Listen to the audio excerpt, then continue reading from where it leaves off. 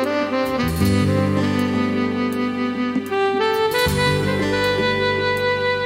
And welcome academy decision channel में आप सब लोगों का स्वागत है friends. Today we are going to discuss about chapter 1 of the civics book of class 7th। The caption of the topic is on equality. तो friends, आज you know equality is the hallmark of Indian constitution.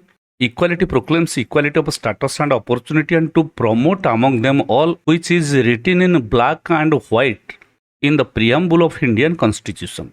Bharat के संविधान के उद्देशिका में ये लिखा गया है कि समानता अवसर की और स्थिति की सब लोगों को दिया जाएगा और सब लोगों के प्रति समानता जो है वो एड्रेस होगा।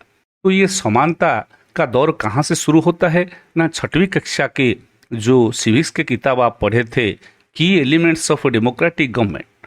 इन the key elements of democratic government we learned that the people's participation is important in democracy. There is scope for resolution of conflict and equality and justice. So equality topic is dealt in this book entirely exclusively. So we are going to discuss about equality in this chapter. The name of the topic is on equality. So you know equality, everybody understands equality, but how equality is addressed in India, it is our point of concern. So friends, now you see in the voting line many people are standing in a queue। कतार में लोग खड़े हैं vote देने के लिए। Teacher है, trader है, स्टूडेंट है, डोमेस्टिक वर्कर है। ये जो दोनों चरित्र है, कांता और सुजाता, इनके बारे में हम आगे जाकर चर्चा करेंगे। अब जो आप देख रहे हैं जो लाइन है, ये लाइन की लास्ट में खड़े हैं अशोक जैन, जो कि एक उद्योगपति है। अशोक जैन लाइन के पीछे खड़े हैं और वोट देने की जब बारी आती है तो एक के बाद एक जाकर बूथ में वोट डालते हैं। तो लोकतंत्र में यहाँ समानता के बारे में बात किया गया है। ये समानता पॉलिटिकल इक्वालिटी मतलब राजनीतिक समानता के ऊपर जोर दे रहा है। मतलब political equality is available in India to all the citizens irrespective of religion, race, caste, sex and place of birth।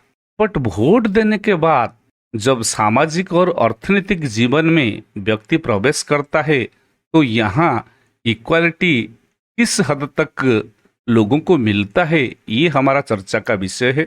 ये सिविल सर्विसेज फाउंडेशन सीरीज का क्लास 7 का फर्स्ट चैप्टर है। ये चैप्टर का जो लॉजिकल कंक्लूजन है, इसको क्यों ऐड किया गया, इसको क्यों पढ़ाया जाता है, पढ़ाने का मतलब यह है कि भारत के जो नागरिक है, भारत में जो समानताएं तथा असमानताएं, लोगों को जो समानताएं और असमानताएं होता है, चाहे वो सामाजिक असमानताएं हो या अर्थनैतिक असमानताएं है, इससे कैसे मिटाकर, कैसे कम करके भारत में समानता को बढ़ावा दिया जाए, यही हमारा चर्चा का विषय है। तो आइए ये विषय के बारे में चर्चा करते हैं।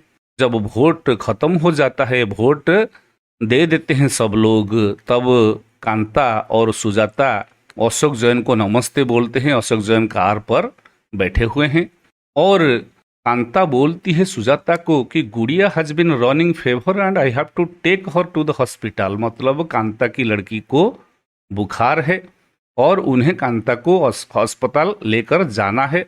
और जाकर वो अपना बेटी से मुलाकात करती है और बोलती है कि मैं काम से वापस आने के बाद हॉस्पिटल लेकर जाऊंगी। तो उसी के बाद कांता अपने काम पर जाती है और उसकी जो बस्ती है, झोपड़पट्टी है, वहाँ पर मैला और गंदगी है। उसे देखकर वो बोलती है कि मेरी गुड़िया का तबीयत इसीलिए खराब होती है क्योंकि ये बस्ती कभी भी साफ सफाई नहीं किया जाता यहाँ, अतः मेरी गुड़िया का तबीयत खराब होती है बार बार। और जाकर वो अशोक जैन के घर में झाड़ू पोछा लगाती है और उसके बाद वो अशोक जैन के मैडम को, उनका वाइफ को कुछ एडवांस मांगती है क्योंकि उसके पास पैसा नहीं होता है और वो पैसा लेकर अपने लड़की को लेकर जाएगी अस्पताल, अतः वो एडवांस मांगती है। और अशोक जैन के बीवी एडवांस देकर बोलती है कि अगली बार ऐसा एडवांस मत मांगना, अपना काम करने के बाद जो पैसा होता है उससे ले ले। पहला जो सबके ऑप्शन है इक्वल राइट टू वोट। आप लोग देखते हैं कि भारत में हर नागरिक को वोट का अधिकार है, जिसे हम बोलते हैं यूनिवर्सल अडल्ट फ्रैंचाइज, सार्वभौम वयस्क मताधिकार। After attaining the age of 18 or above, all the people of India are getting the status of a citizen and they have the right to cast the vote. So, it is given to everybody, irrespective of religion, race, caste, sex, place of birth, and economic status also. So, now political equality is available to all the citizens of India. So, why then we are discussing this topic? We are discussing the topic because equality is only available in political parlance. That means political equality is available to us, not other equalities. Means the other areas of equality are social area and economic area. सामाजिक और अर्थनीतिक क्षेत्र में समानताएं उपलब्ध नहीं होता है। एक डोमेस्टिक हेल्प मतलब झाड़ू पोछा करने वाली एक औरत जो कि वोट देने में समर्थ है और सब लोगों के साथ बराबरी का दर्जा प्राप्त करती है, वोट दे पाती है, लेकिन जब अर्थनीतिक व्यवस्था मतलब अर्थनीतिक स्टेटस उसकी जब चर्चा की जाती है तो वह धनी के साथ समरूप नहीं होता है। यहाँ पर गैर बराबरी या इनइक्वालिटी होता है। तो वही हमारा चर्चा का विषय है। तो अपनी लड़की को लेकर सरकारी अस्पताल के सामने कांता कतार में खड़ी हो रही है और वो बोलती है कि जैन मैडम एंड जैन साहब में stand in line to vote, but they never have to do it when their children are sick. अगर अशोक जैन की बेटी का तबीयत खराब हो तो वो सरकारी अस्पताल के सामने कतार में कभी खड़े नहीं होंगे। वो अपने लड़की को लेकर कोई भी प्राइवेट अस्पताल में जाकर तुरंत ट्रीटमेंट प्राप्त कर पाएंगे। मतलब यहाँ कांता की जो अर्थनीतिक असहायता, गरीबी और उसके कारण जो समाज में समानता का प्राप्त न कर पाना ही हमारा आज की विषय की जो चर्चा हम इसी पर करने जा रहे हैं। अदर काइंड्स ऑफ इक्वालिटी मतलब किस दूसरे क्षेत्र में इक्वालिटी जरूरत है, इसके बारे में हम चर्चा कर रहे हैं। कहा जाता है कि Kanta is one of many people who live in democratic India and who have the right to vote, but whose daily living and working conditions are far from equal. मतलब कांता तो वोट देने में समानता प्राप्त कर पाती है, लेकिन बाकी जो क्षेत्र है उसे अगर देखा जाए तो वो इक्वल नहीं है, अनइक्वल है। अपार्ट फ्रॉम बीइंग पुअर, गरीबी के अलावा people in India experience inequality in different ways. किस किस क्षेत्र में पीपुल इनइक्वालिटी का सामना करते हैं, इसके बारे में हम चर्चा करेंगे। आप इस पेज में देख रहे हैं मैट्रिमोनियल एडवर्टाइजमेंट्स। इसमें जो कहा गया है, professionally qualified beautiful tall girl और गुप्ता बॉय 28 ईयर्स 6 फीट की ऊंचाई, chartered accountant, working in multinational corporation Texas USA, salary 80,000 पर महीना, और वो गुप्ता लड़की को चाहता है। तमिल ब्राह्मण आयंगार वो भी ब्राह्मण से संपर्क करना चाहते हैं, मैट्रिमोनियल संपर्क स्थापन करना चाहते हैं। मतलब व्यक्ति अपना जात में मैरिज करना चाहता है और जो संपर्क है, सामाजिक संपर्क या सामाजिक जो रिश्ता है, रिश्ता बराबरी में और अपना जात में होता है। तो हमारा ये चर्चा का सार ये है कि in India in social sphere caste based inequality is clearly perceived, clearly understood. जात पात के नाम पर सामाजिक असमानताएं भारत का एक प्रमुख खराबी है। मतलब हम कह सकेंगे ये इनइक्वालिटी का एक निदर्शन है। तो आप अगर कोई न्यूज़पेपर, पीरियडिकल्स या मैट्रिमोनियल एडवर्टाइजमेंट देखते हैं, उसमें ये जात खुला, ये जात का जो व्यवस्था है ये खुलेआम हम जान पाते हैं, खुलेआम इसका खुलासा हो जाता है कि भारत में जात पात की जो असमानताएं वो है। व्यक्ति अपना जाति में ही मैरिज करना चाहता है, अपना जाति में ही रिश्तेदारी करना चाहता है। अलग जाति में अगर कोई मैरिज करता है तो उसे सामाजिक रूप से अलग कर दिया जाता है। He has been ostracised by the community if any person marriage outside his own caste. So ये जात का तो मैरिज में ये व्यवस्था है, लेकिन हमारा जो जाति व्यवस्था में 4 प्रमुख वर्ग है। एक है ब्राह्मण, उसके बाद क्षत्रिय, वैश्य और शूद्र। ये शूद्रों में से कुछ अलग भी हो जाते हैं, उनको कहा जाता है आउटकास्ट।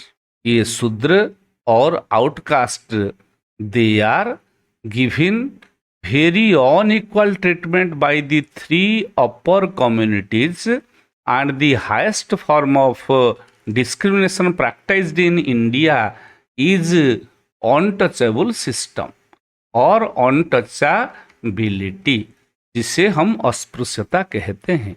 जो अस्पृश्यता का शिकार बनते हैं उन्हें कहा जाता है दलित।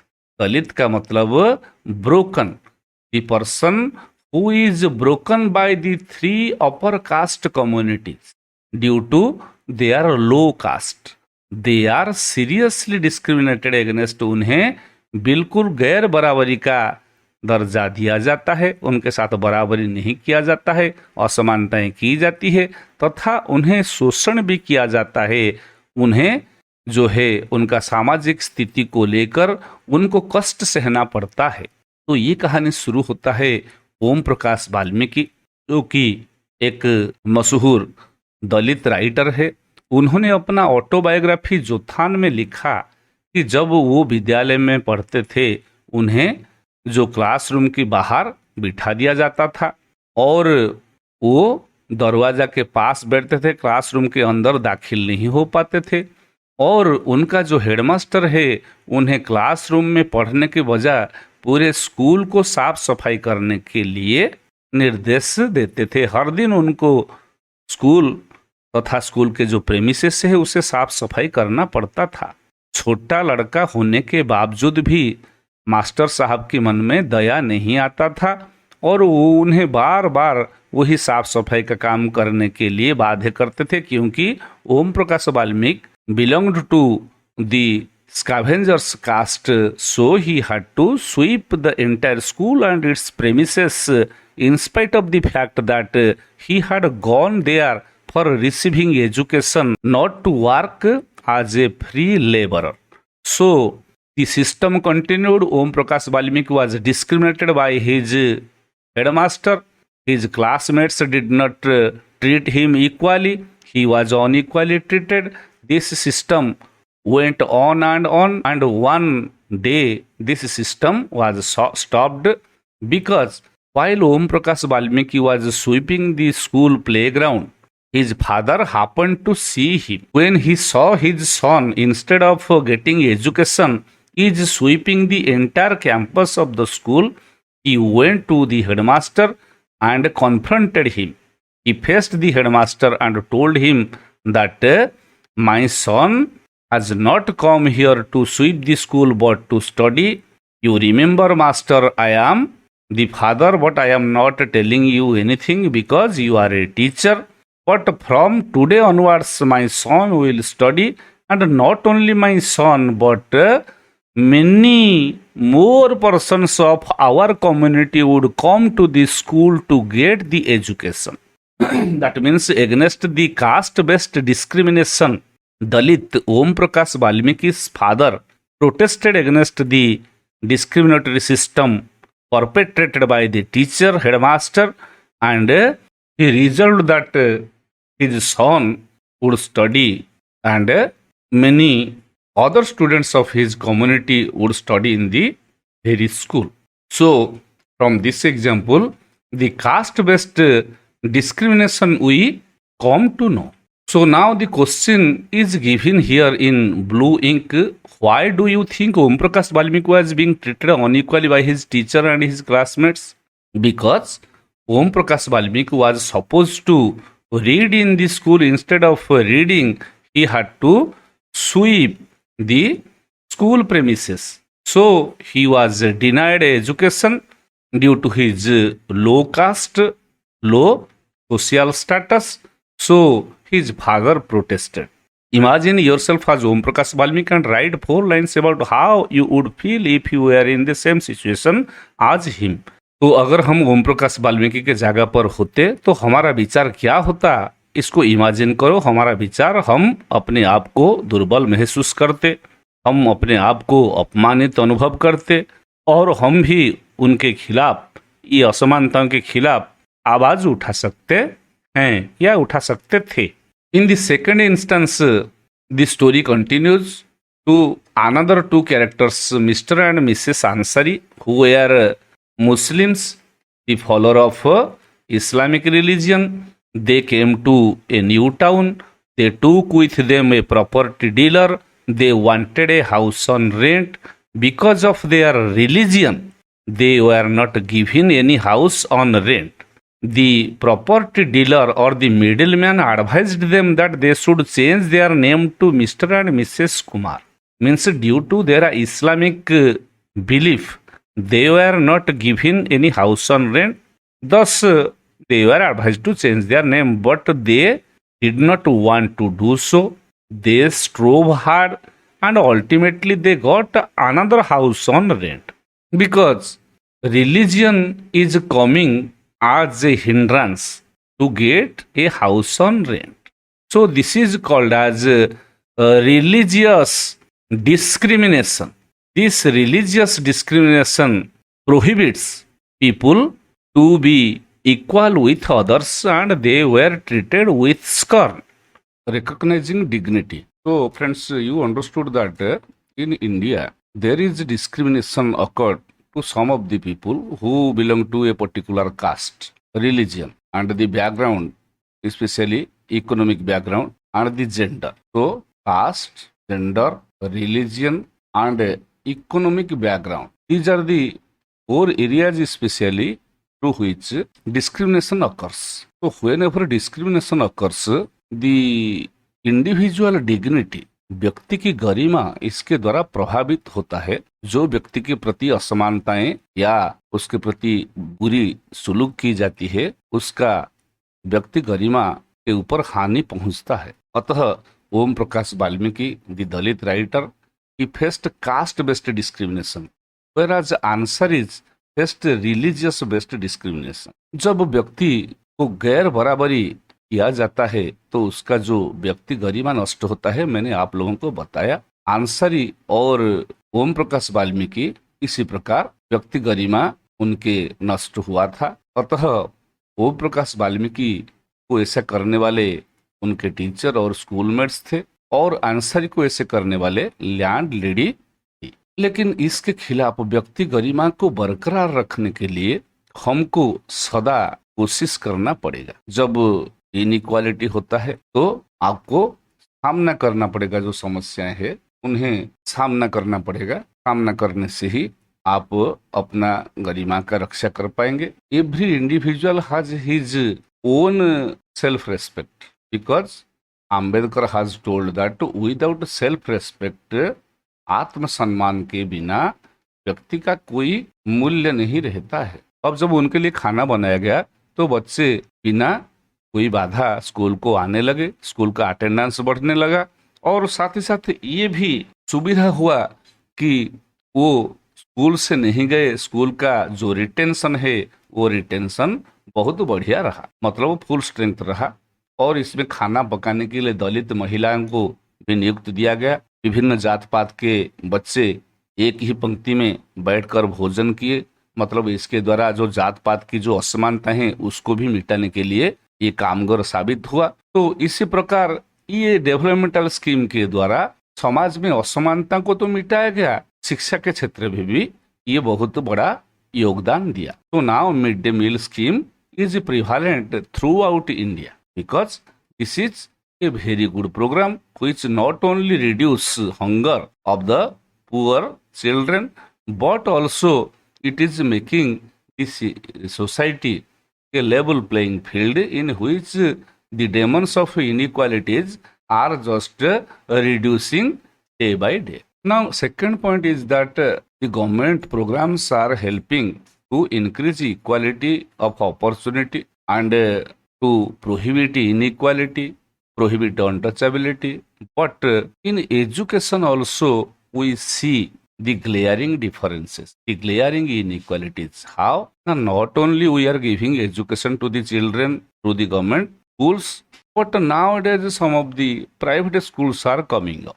These private schools, they are just impart teaching to the rich children. So, in the educational arena, we see two schools. One is public school, where the rich people send their children to the public school, and the poor people, they just send their children to the government schools.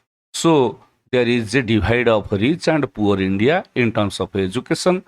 Whenever equality of opportunity is not provided to all the citizens, all the people, then it creates inequality. So the midday meal scheme which we are talking about is helping towards making more enrollment, more retention, and reducing of caste-based discriminations, untouchability, and the problem of hunger. But side by side, the educational system, which is creating a divide in which the rich people, they get better education, better schools, well-equipped schools, whereas the poor people have no other option but to send their children to the government schools and to be satisfied with the facilities provided there. So it is a fact. Now presently you are seeing the picture of Dr. Bhimrao Ambedkar. It is disgraceful to live at the cost of one's self-respect. Self-respect is the most vital factor in life. Without it, man is a cipher. मतलब जो आदमी का आत्मसम्मान नहीं होता है वो व्यक्ति नहीं होता है, उसका कोई जीवन का मूल्य नहीं होता है. तो सेल्फ रेस्पेक्ट के लिए व्यक्ति को संघर्ष करना पड़ेगा. You have to just go for a ceaseless struggle to get strength and confidence to fight against self-respect. So, self-respect is very much important for an individual who is getting discriminated by the society for one reason or other. Now, we are discussing, friends, about equality, and you know that legally, constitutionally, and through some developmental programs, equality is given to the people. But the problem is that this equality is not just maintained throughout India, throughout ourselves. What is the factor? What is the main reason that in spite of the laws and other provisions, equality is not achieved yet? ये सब सुविधा देने के बाद क्यों अब तक भी समानता उपलब्ध नहीं हो पाया? इसका प्रमुख कारण है कि लोगों का एटीट्यूड धीरे धीरे परिवर्तित होता है. Old habits die hard.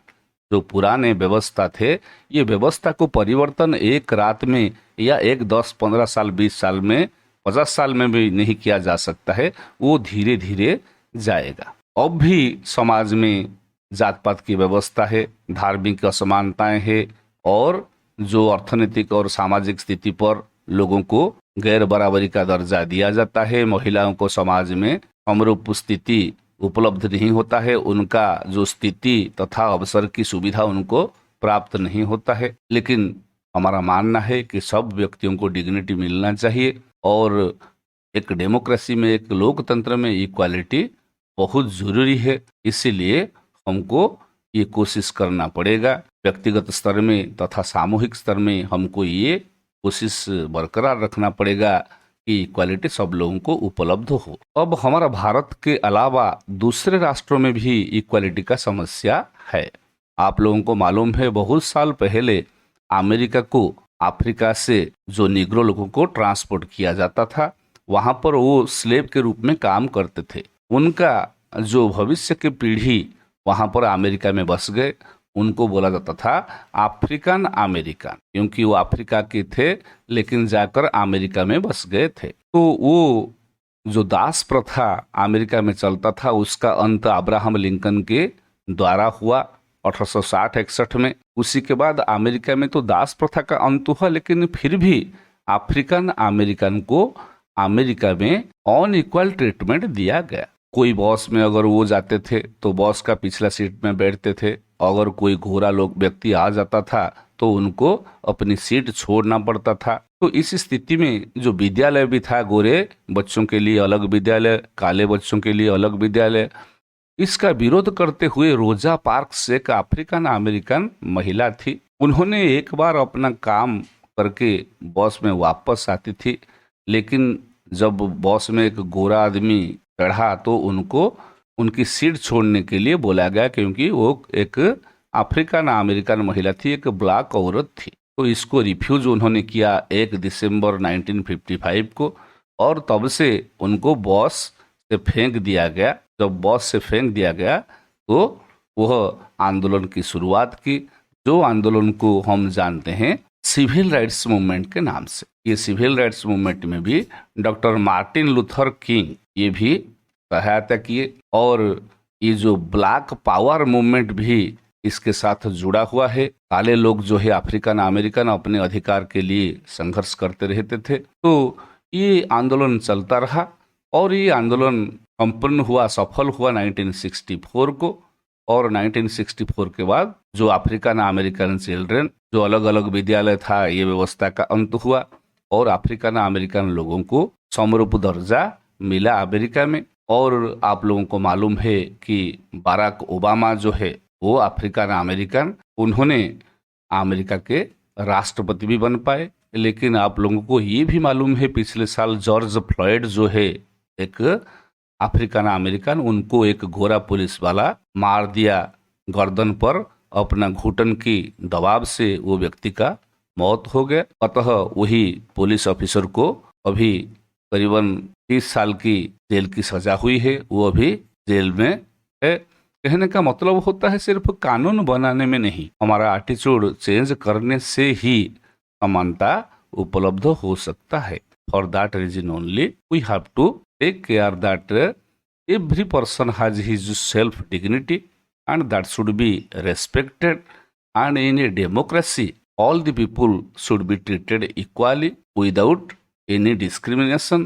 अगर ये हो सकता है तो लोकतंत्र सफल हो पाएगा, अन्यथा नहीं। तो इसीलिए 7वीं कक्षा के बच्चों को ये शिक्षा दी जाती है कि यहाँ पर दिया गया है हमारा आर्टिकल 15, इसके बारे में हम चर्चा कर रहे थे। Prohibition of discrimination on grounds of religion, race, caste, sex और place of birth. States shall not discriminate against any citizen on grounds only of religion, race, caste, sex, place of birth or any of them। व्यक्ति धर्म और नस्ल, जाति, लिंग तथा कोई भी जन्मस्थान के क्षेत्र में उसके प्रति असमानता नहीं किया जा सकता है। No citizen on grounds only of religion, race, caste, sex, place of birth और any of them be subject to any disability, liability, restriction और कंडीशन विथ रिगार्ड टू। व्यक्ति कोई भी जात पात का हो, कोई भी धर्म का हो, कोई भी लिंग का हो, वो सब जगह पर जा पाएगा, जैसा कि public shop, public restaurant, hotel, place of public entertainment, और कुआं से पानी लेना,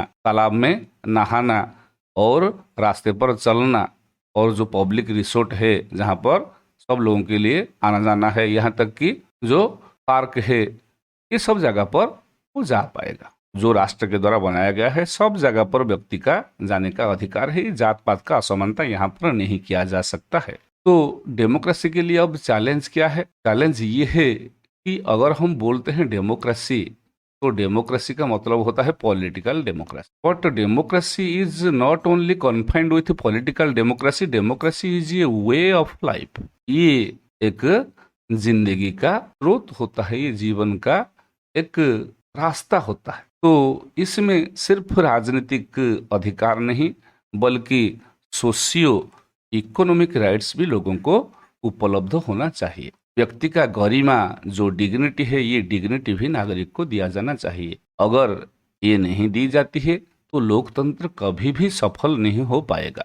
अतः आप लोगों को ये जानना जरूरी है कि आप व्यक्तिगत स्तर पर तथा सामूहिक स्तर पर सब लोगों के डिग्निटी की सुरक्षा के लिए कार्य करेंगे, अपना सेल्फ रेस्पेक्ट को भी बरकरार रखेंगे और समाज में जो सामाजिक और अर्थनैतिक असमानताएं हैं उसे मिटाने के लिए खुद कोशिश करेंगे। अगर ये सब नागरिक के क्षेत्र में हुआ तो भारत में वास्तव लोकतंत्र संभव हो पाएगा। ये संभव होने तक हमको कोशिश करना पड़ेगा ताकि हर व्यक्ति की व्यक्ति गरिमा और अवसर और स्थिति की समानता सब लोगों को उपलब्ध की जाए। Friends, in order to support this lesson I have prepared some MCQs, multiple choice questions, and the mind map is also associated with it.